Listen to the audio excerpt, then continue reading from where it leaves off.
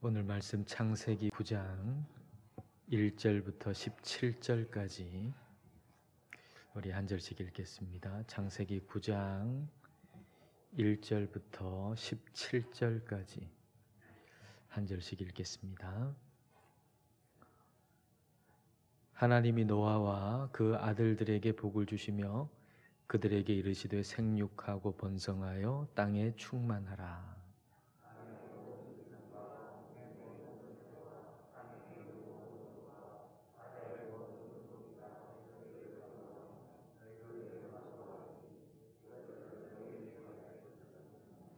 모든 산 동물은 너희의 먹을 것이 될지라 채소같이 내가 이것을 다 너희에게 주노라.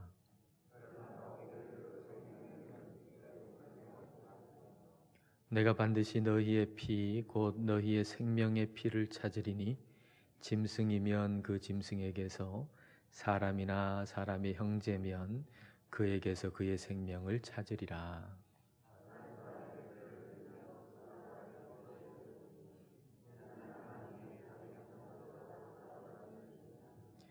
너희는 생육하고 번성하며 땅에 가득하여 그 중에서 번성하라 하셨더라.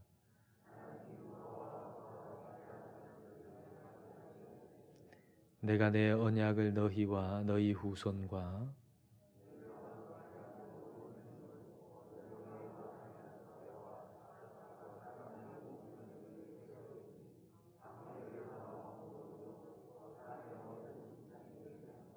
내가 너희와 언약을 세우리니 다시는 모든 생물을 홍수로 멸하지 아니할 것이라. 땅을 멸할 홍수가 다시 있지 아니하리라.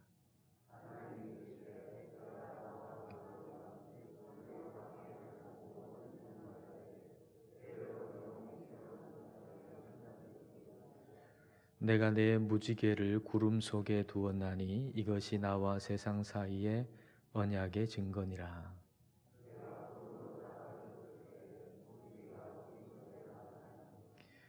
내가 나와 너희와 및 육체를 가진 모든 생물 사이에 내 언약을 기억하리니 다시는 물이 모든 육체를 멸하는 홍수가 되지 아니할지라.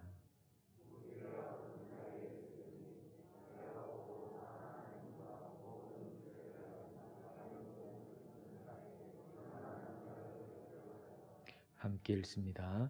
하나님이 노아에게 또 이르시되 내가 나와 땅에 있는 모든 생물 사이에 세운 언약의 증거가 이것이라 하셨더라.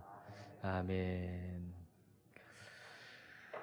창세기 9장은 홍수 이후의 새로운 시작이라고 말할 수 있습니다.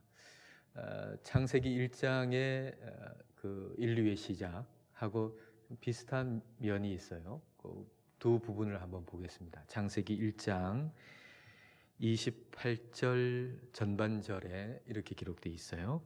하나님이 그들에게 복을 주시며 하나님이 그들에게 이르시되 생육하고 번성하여 땅에 충만하라.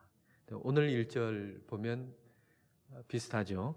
하나님이 노아와 그 아들들에게 복을 주시며 그들에게 이르시되 생육하고 번성하여 땅에 충만하라.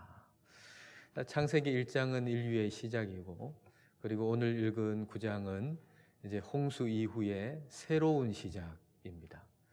그런데 하나님께서 복을 주셔서 시작하게 하셨어요. 하나님은 언제나 우리에게 복을 주셔서 출발하게 하시는 거죠. 근데 이 복이라고 하는 건 말이죠. 이 복이라고 하는 것의 반대말은 저주예요. 그러니까 우리가 복이 무엇인가라고 하는 걸 아주 우리가 깊이 경험하고 알기 위해서는 그 반대되는 개념을 또 알아야 사실 깊이 경험할 수 있어요. 복이라고 하는 게 하나님이 우리와 함께 하시는 게 복이잖아요. 저주라고 하면 하나님이 우리와 함께 하시지 않는 게 그게 저주라고 할 수 있을 겁니다. 근데 하나님이 나와 함께 하신다라고 하는 게 이게 복이다라고 하는 걸 우리가 깊이 깨닫고 알기 위해서는 하나님이 함께 계시지 않는 게 얼마나 이게 큰 저주인가라고 하는 걸 알 때 하나님이 나와 함께 하시는 게 얼마나 큰 복인가 하는 걸 우리는 알게 되는 거죠. 생명이라고 하는 것도 그렇잖아요. 생명. 우리가 생명을 가지고 호흡을 가지고 지금 살고 있는데 이게 얼마나 큰 복이고 얼마나 감사한 일인가 하는 걸 잘 모르다가 어떤 죽을 뻔한 일, 이 생명에 반대되는 죽음, 죽음에 아주 가까이 가게 됐을 때 그때 산 것만으로도 감사하다 하잖아요. 우리의 이 호흡과 살아있는 것이 얼마나 귀하고 복된 것인가 라고 하는 걸 죽음에 가까이 가봤을 때 비로소 이제 우리가 깊이 깨닫게 되는 거죠. 맑은 날씨에 대해서도 우리가 별 감사 없이 살아가지만 황사가 아주 짙게 깔린 그런 날들을 이제 보게 되면 맑은 날이 얼마나 또 이게 감사한가라고 하는 걸 알게 되지 않습니까? 노아와 그 가족들이 지금 노아의 그 홍수 심판을 겪고 나서 하나님이 복을 주셨는데 이게 얼마나 귀하고 값진 것인가라고 하는 걸 아주 깊이 깨닫게 될 수가 있는 거죠. 사람은 아주 큰 고통이나 고난을 겪은 다음에야 비로소 하나님이 우리에게 주시는 복, 그걸 진짜 제대로 누릴 수가 있어요. 달리 표현하자 그러면 평소에는 하나님이 주신 복을 잘 모르고 산다는 얘기입니다. 평소에는 하나님이 어마어마한 복을 우리에게 주셨는데 그 복을 제대로 누리질 못하고 알지 못하고 지내는 때가 우리에게 너무 많다라는 얘기예요.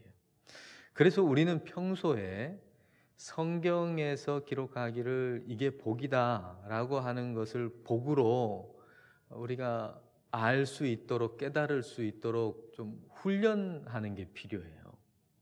꼭 고난 받은 다음에 무슨 환난을 꼭 받은 다음에 그제서야 정말 하나님이 나에게 복을 주셨는데 그걸 깨달을 필요는 없잖아요. 그러니까 평소에 성경 말씀에서 이게 복이다, 이게 복되다 라고 말씀하시는 것이 진짜 복으로 여겨지도록 하는 훈련이 우리에게 필요합니다. 그래서 이제 평소에 우리가 한번 시간을 들여보는 거죠. 지옥에 대해서, 하나님이 없는 그 시간 모습에 대해서 한번 생각해 보는 거예요. 우리가 천국, 하나님이 함께 하신다는 것에 복을 알려면 하나님이 없는 것에 대한 끔찍함을 우리가 깊이 알아야 하나님이 함께 하신다는 게 얼마나 복된가 하는 걸 우리는 알잖아요. 그러니까 하나님이 없으면 어떻게 될까라는 걸 여러분 한 시간을 내서 한 5분만이라도 묵상해 보세요. 하나님이 없으면 어떻게 될까? 하나님이 없으면 나는 지금 어떤 모습일까? 하나님이 없으면 빛이 없겠죠. 뭐 태양이라든지 모든 빛은 다 하나님이 다 주신 거지 그 자체로 있는 게 아니잖아요. 그러니까 하나님이 없다면 어떤 일이 벌어지겠어요? 빛이 없겠죠. 깜깜하겠죠. 내 손도 못 볼 겁니다. 내 손도 안 보이는 그런 암흑. 손을 이렇게 가까이 대도 전혀 내 손조차도 볼 수 없는 그런 암흑. 빛도 없고 따뜻함도 없고 나 자신도 볼 수 없는. 하나님이 사람에게 언어를 주셨잖아요. 말을 주셨잖아요. 그 바벨탑에서 말을 혼잡하게 했는데 혼잡하게 하는 정도가 아니고 하나님이 안 계시다 그러면 언어 자체가 없는 거죠. 말씀이 없어요. 내가 뭘 얘기한다고 해도 그 말이 나한테 들리지 않는다고 생각해 봐요.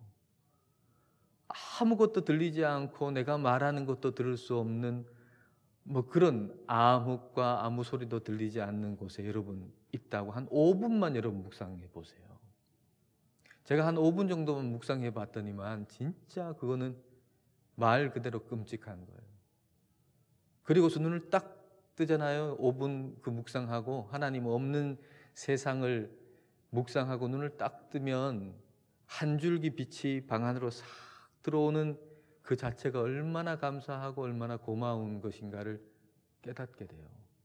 야, 이 한 줄기 빛이 이 집 안으로 들어온다는 거, 이게 감사한 것이고, 그리고 우리가 함께 모여서 찬송하는데 그 찬송 소리를 우리가 들을 수 있다는 거, 여러분 찬송하면서 찬송 소리가 여러분한테 들리셨잖아요.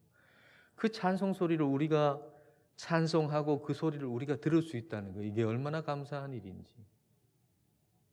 말씀을 읽고 그 말씀을 들을 수 있다는 게 이게 얼마나 감사한 건지 깊이 알게 돼요. 근데 그걸 묵상하지 않으면 모르는 거죠. 이게 얼마나 감사하고 이게 얼마나 복인 줄 모르다가 고난당하고 어려움당하고 망하고 그 다음에 비로소 이게 좋았는데 그때 깨닫는다고요. 그러지 말고 일상적인 삶 가운데 성경 안에서 복되다라고 하는 걸 복으로 묵상하는 시간을 좀 충분히 가지고, 이거는 복이 아니고 저주다라고 하는 걸 좀 충분히 묵상하는 시간을 우리가 가지는 거죠. 말씀에 불순종할 때 일어나는 일들, 이런 것도 한번 묵상해 볼 필요가 있어요. 아담과 하와가 에덴에서 쫓겨날 때의 모습을 좀 묵상해 봐요. 생각해 봐요. 가만히. 얼마나 비참해요. 그 에덴에서 쫓겨나는 거. 근데 말씀에 순종해서 끝까지 순종할 때 요한계시록 3장에 보면 우리 주님께서 내 보좌에 함께 앉게 해준다 그랬거든요.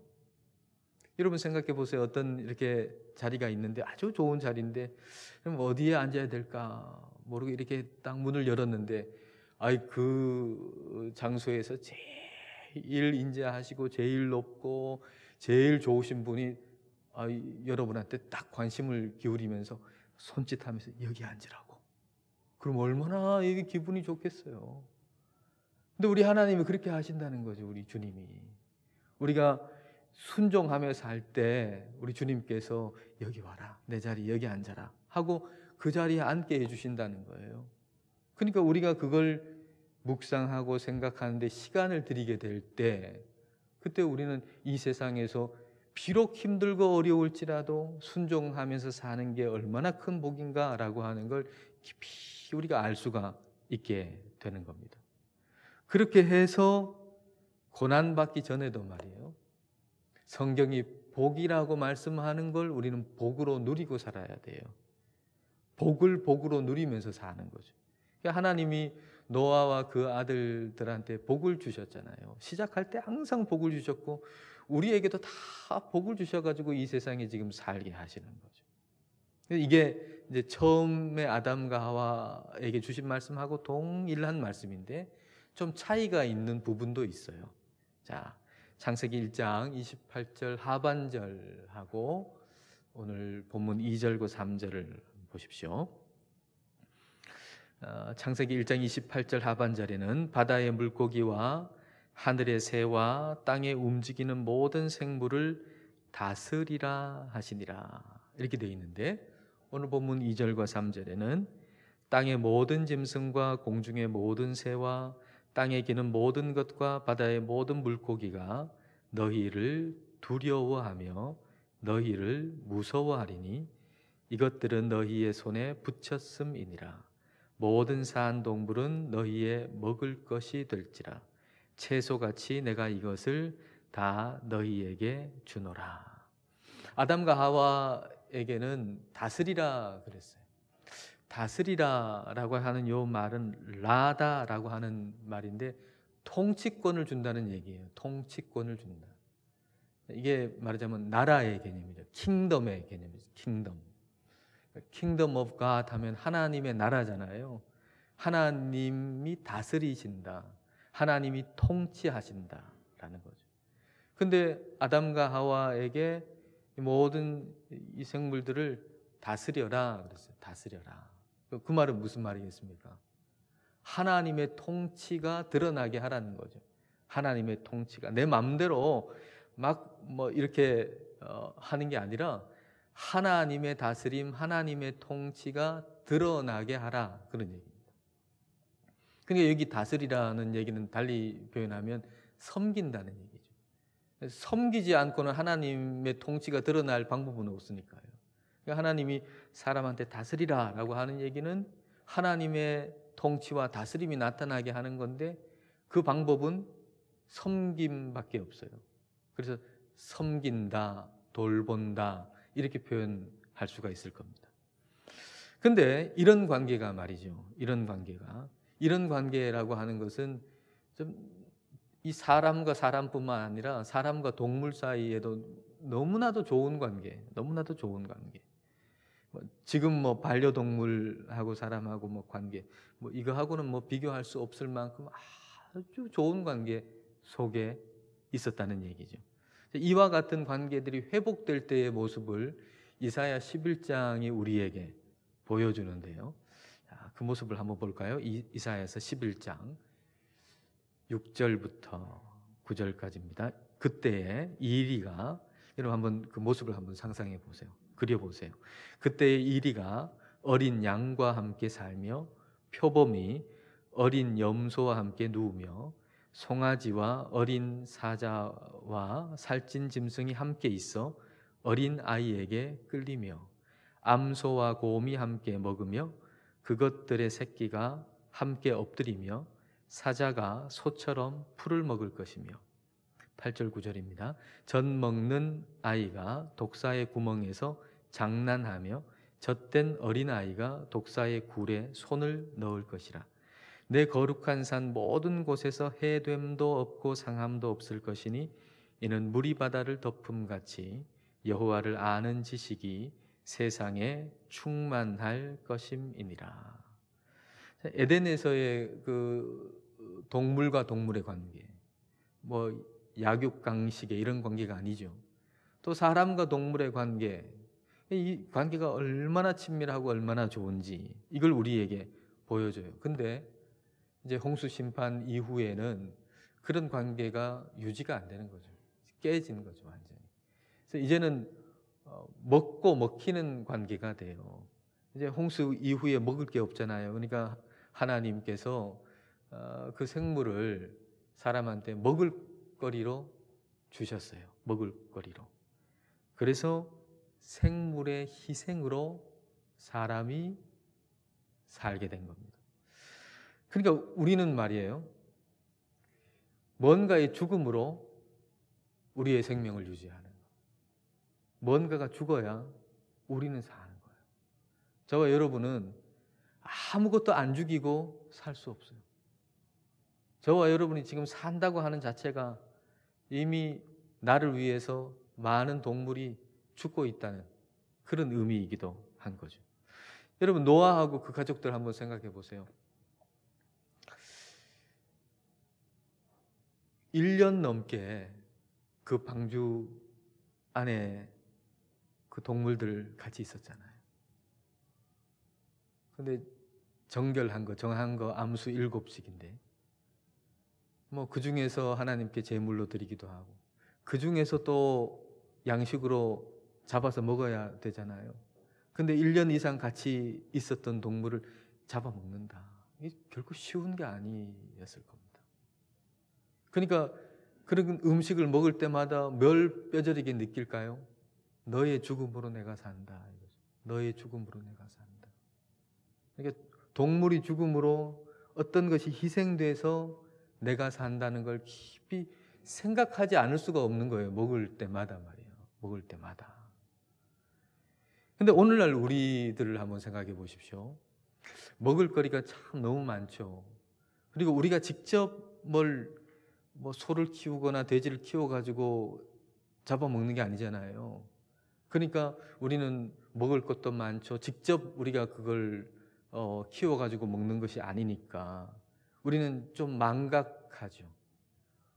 그 생물의 희생으로 인해 가지고 내가 산다라고 하는 생각을 잘 하지 못한 채 먹거리를 우리가 먹는 경향이 많습니다. 근데 우리가 생각해야 될 것은 그 희생으로 우리가 산다는 거예요. 그러니까 하나님이 우리한테 이 생물들을 먹을거리로 주시긴 했지만 우리가 그 생물의 생명을 존중하는 마음을 잃어버려서는 안 된다는 겁니다.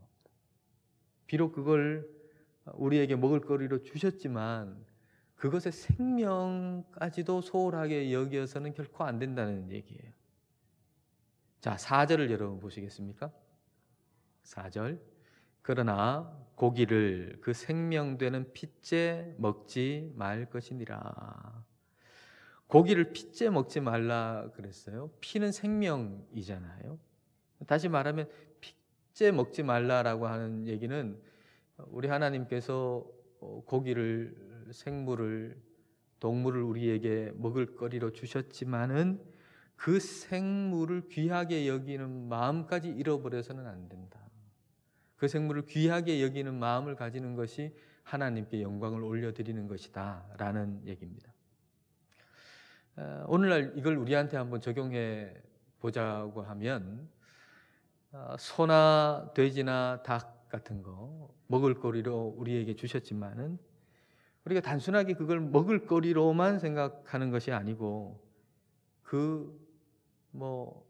동물들이 살 수 있는 그 환경을 잘 만들어서 키우는 것, 그거에 합당한 것이다 라고 하는 거예요. 살 수도 없는 환경에서 마구잡이로 키워가지고 우리가 막 대량으로 먹는 거, 이건 합당하지 않다라는 얘기죠. 돼지다운 돼지라고 하는 제목의 책이 있어요. 이 책에 보면 이런 얘기가 나와요. 우리가 하나님께 영광을 돌린다는 게 뭘까?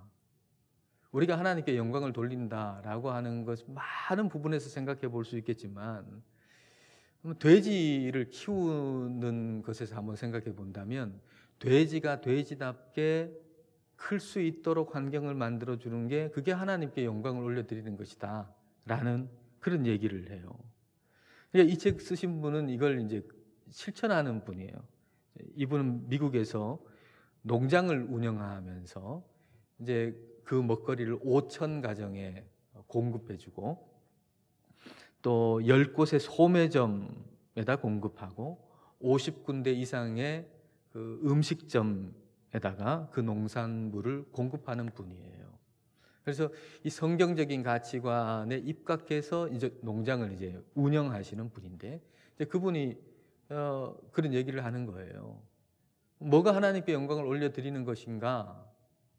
돼지를 사육할 때 돼지를 돼지답게 키워가지고 비록 이거 먹거리로 이제 판매하고 먹으려고 이제 돼지를 키우는 것이긴 하지만 그러나 이 돼지를 돼지답게 키우는 거 그게 하나님께 영광을 올려드리는 거다. 그런 얘기를 하는 거예요.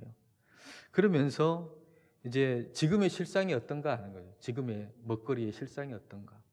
이런 얘기가 하나 있어요. 굉장히 끔찍한 얘기인데 얘기를 드리기가 참 민망할 만큼 끔찍한 얘기예요. 돼지를 키우는 밀집 시설이 있는데 그 밀집 시설에서는 말이죠. 돼지의 꼬리를 자른대요. 돼지 꼬리를. 왜냐하면 돼지들은 돼지의 원래 타고난 습성은 굉장히 활발하고 그리고 막 땅을 파고 벌레가 이렇게 있으면 막 쫓아다니고 그렇게 활발한 게 돼지래요. 돼지의 습성은. 그러니까 하나님이 그렇게 만드신 거죠. 근데 이제 밀집 시설에서 움직이지도 못하게 다 가다 놓고 하여튼 많이 키워가지고 많이 팔아야 많은 돈을 버니까 그렇게 밀집 시설에서 이제 돼지를 키우는 경우에는 돼지 꼬리를 다 자른답니다. 왜냐하면 돼지가 그렇게 움직이길 좋아하는데 움직이지도 못하고 스트레스를 받으면 다른 돼지의 꼬리를 공격한대요. 꼬리를. 근데 꼬리가 딱 잘려 있으면 예민해지잖아요. 그러니까 꼬리를 공격받으면 빨리 피하고 빨리 피해가지고 막 밀집해놔도 괜찮은데 근데 꼬리를 안 자르면 꼬리를 공격할 때 둔감해가지고 공격을 받고서도 가만히 있는데요. 그러면 꼬리에서 피가 난대요. 그럼 피 냄새를 맡고 돼지들이 옆에 있는 돼지들이 그 돼지를 잡아먹는답니다. 끔찍하죠. 돼지가 잡식성이라 피를 흘리는 돼지가 있으면 그 돼지를 잡아먹는다는 거예요. 그래서 막 밀집 시설에서 많이 키워가지고 많이 팔아가지고 돈 많이 벌려고 하는 시설에서는 꼬리를 다 자른다고 하는 꼬리를. 그것도 모자라가지고 더 좁은 공간에서 돼지를 키우려고 그 스트레스 받는 그 유전자를 분리해내는 연구를 지금 하고 있다잖아요. 제가 이거 말씀드리는 건 여러분의 비위를 좀 상하게 하려고 말씀드리는 게 아니고, 우리가 먹거리에 대해서 한번 좀 깊이 생각해 볼 필요가 있겠다라고 하는 거죠. 먹거리에 대해서. 우리가 먹는 것에 대해서도, 먹고 마시는 데에서도 우리가 하나님께 영광을 올려드려야 된다라고 한다 그러면은, 먹고 마실 때 감사 기도하는 건 물론이겠지만은 이 먹거리에 대해서도 조금 더 깊이 생각해 볼 필요가 있겠다 하는 것입니다. 우리가 할 수 있는 실천을 해보는 거죠. 우리가 할 수 있는 실천. 뭐 지금 우리가 뭐 닭을 키워가지고 뭐 계란을 뭐 이렇게 낳게 해가지고 그렇게 할 수가 없잖아요. 돼지를 키워가지고 뭐 그렇게 뭐 그럴 수는 없잖아요. 그러니까 우리의 상황에서 우리가 어떻게 실천해 볼 수 있을까 한번 생각해 보는 거죠. 예를 들면 이제 계란 같은 거 살 때 닭을 닭답게 키운 곳에서 닭이 낳은 계란을 우리가 산다면 그것도 하나의 실천이 될 수 있다고 생각해요. 여러분, 계란에 숫자 적혀 있는 거 여러분 다 아시죠? 숫자가 적혀 있잖아요, 계란에. 그 한 개 한 개마다 다 숫자가 적혀 있는데, 그 마지막 숫자, 그 마지막 끝 숫자는 1, 2, 3, 4 중에 하나입니다. 1, 2, 3, 4 중에 하나. 근데 그 1, 2, 3, 4라는 숫자는 그 닭이 어떤 환경에서 자랐는가를 표시하는 숫자예요. 1이라고 하는 숫자가 있으면, 마지막 숫자가 그 계란에 1로 끝나면 자유롭게 방목한 닭이 낳은 계란이에요. 4로 끝나는 계란은 완전히 그냥 그 케이지에다가 가둬놓고 땅 한 번도, 일생 그 닭은 땅 한 번 못 밟아요. 햇빛 한 번 못 봐요. 일생 다 가두어져 가지고 움직이지도 못해요. 그렇게 가두어져 가지고 맨날 그 계란만 낳는 기계처럼 계란 낳는 그 계란이 4로 끝나는 거예요. 그러니까 우리가 한번 실천해 본다면 뭐 조금 가격은 비싸겠지만은 3, 4로 끝나는 계란보다는 1, 2로 끝나는 계란을 우리가 구매해서 사는 거. 이게 우리가 그래도 작게 실천할 수 있는 그런 실천 중에 하나가 될 수가 있을 겁니다. 하나님께서 생물을 먹을 거리로 주셨어요. 근데 그 생물의 생명까지도 우리가 함부로 해서는 안 돼요. 그건 하나님이 원하시는 게 아니에요.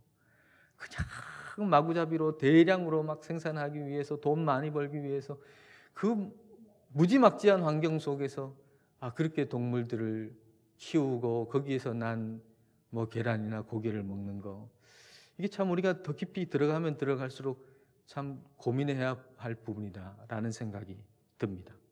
하나님은 사람의 생명을 귀하게 여기실 뿐만 아니라 생물의, 동물의 생명도 굉장히 귀하게 여기신단 말이에요. 하나님이 귀하게 여기시는 걸 우리가 귀하게 여기지 않는다 그러면 그게 하나님의 뜻이 아니겠죠. 여러분 12절과 13절 보십시오. 홍수 이후에 이제 다시는 홍수로 심판하시지 않는다라고 하는 그 언약, 무지개 언약을 하실 때 그 대상이 사람만이 아니에요. 12절 13절 보면 하나님이 이르시되 내가 나와 너희와 및 너희와 함께하는 모든 생물 사이에 대대로 영원히 세우는 언약의 증거는 이것이니라. 하나님이 언약을 세우는데 사람하고만 세우는 게 아니고 그 동물들, 생물들하고도 언약을 세우시는 거예요. 그만큼 귀하게 여기시는 거죠. 13절에 내가 내 무지개를 구름 속에 두었나니 이것이 나와 세상 사이의 언약의 증거니라. 여러분, 홍수 이제 심판이 끝난 다음에 여러분 한번 생각해 보시면 사람이나 동물이나 비만 흐린 구름이 이제 깔리고 비만 조금 내려도 아마 좀 두려움이 생길 거예요. 또 하나님이 홍수로 심판하시는 거 아닌가, 그런 마음 말이죠. 사람에게는 언제나 이게 죄성이 있잖아요. 그러니까 지금 비가 내리면 이거 또 우리가 이 죄 때문에 심판받는 거 아닌가, 그런 두려운 마음이 생길 수 있잖아요. 근데 우리 하나님이 그렇게 하지 않도록 하나님 얼마나 사람을 배려하시고 또 사랑하시는지 그렇게 하지 않도록 무지개로 언약을 주시잖아요. 무지개를 보여주시는 거예요. 무지개는 히브리어로 무지개라고 하는 단어는 활이라는 단어도 되거든요. 실제로 이제 무지개가 활 모양처럼 돼 있잖아요. 활. 근데 방향이 이렇게 됐죠. 이렇게 땅으로 된 게 아니고 이렇게 되잖아요. 방향이 땅을 향하지 않았어요. 근데 활인데 화살도 없잖아요. 그러니까 하나님이 전혀 우리를 향한 공격하겠다 이런 마음이 전혀 없다라고 하는 걸 이 무지개를 통해서 보여주시는 거죠. 하나님이 무지개를 언급하시면서 오늘 본문에도 보면 한 번만 딱 얘기하시면 되겠는데 한 번만 얘기하시는 게 아니고 몇 번을 얘기하세요. 여러 번을 얘기하세요. 몇 차례씩을 반복하세요. 여러분, 노아 홍수 후에 사람들이 이제 비가 오고 무지개가 이렇게 뜰 때 그때 어떤 생각했을까요? 무지개를 보면 뭐가 생각이 났을까요? 지금 우리는 무지개 보면 와 예쁘다 뭐 이렇게 하겠지만 그때 노아 홍수 이후에 사람들 그 무지개를 보면 뭐가 생각이 날까요? 하나님의 홍수 심판이 생각이 나죠. 두 가지가 생각이 나요. 하나는 홍수 심판. 인간의 죄로 인해서 하나님 홍수로 심판하셨다. 두 번째는 생각나는 게 뭐죠? 이제는 다시는 그 물로 홍수로 심판하시지 않겠다고 하나님 약속하셨다. 이 두 가지가 떠오르는 거죠. 이 두 가지가 떠오르면서 하나님께서 이 사람들이 이 두 가지를 떠올리면서 뭐 어떻게 하기를 원하셨을까요? 우리가 잘못하면 벌 받을 수 있다. 이게 두려워서 하나님께 순종하는 게 아니고 다시는 물로 심판하시지 않겠다라고 약속하시는 그 사랑의 하나님으로 인해서 하나님께 순종하기를 하나님 원하셨을 거예요. 십자가도 마찬가지죠. 여러분, 이 무지개에 비할 바가 아닌 십자가를 오늘 저와 여러분에게 주셨잖아요. 십자가를 볼 때 역시 두 가지가 떠올라요. 하나는 뭐죠? 우리의 죄가 얼마나 큰가. 우리의 죄가 떠오르지. 그리고 또 하나는 뭐가 떠오르죠? 그 죄를 우리 예수님 대신 지시고 우리를 구원하시는 그 사랑이 떠오르죠. 그래서 십자가를 바라보면서 우리 하나님께 우리가 어떻게 하기를 원하실까요?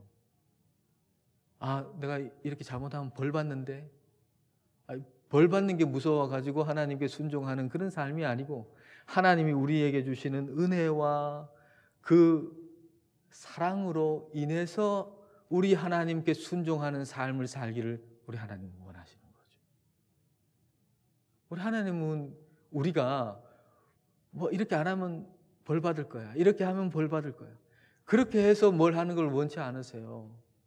우리가 하나님께 예배 드리는 것도 예배 안 드리면 내가 벌 받을 거야. 그렇게 해서 예배 드리는 걸 원치 않으세요. 그 하나님의 사랑과 그 은혜로 인해서 우리가 하나님을 찬양하고 예배하는 걸 우리 하나님은 원하시는 거죠. 무지개를 주신 것도 감사하지만 십자가를 주신 건 더없이 감사한 거죠. 무지개는 이제 다시는 물로 심판하시지 않겠다는 것이지만 십자가는 영원한 생명을 우리에게 주신다는 거 아니에요. 그 심판과 저주가 없이 우리가 영원한 생명을, 영생을 얻는다는 거 아니에요. 그러니 이 무지개를 주신 것도 감사한 일이지만 십자가를 주신 건 이건 더없이 감사할 일이에요. 그래서 우리의 마음 속에 항상 그 십자가의 은혜를 감사하고 찬송하는 마음을 우리가 잊어서는 안 될 겁니다. 저와 여러분이 그렇게 항상 우리 십자가의 은혜와 사랑을 감사하고 찬송하실 수 있기를 축복합니다.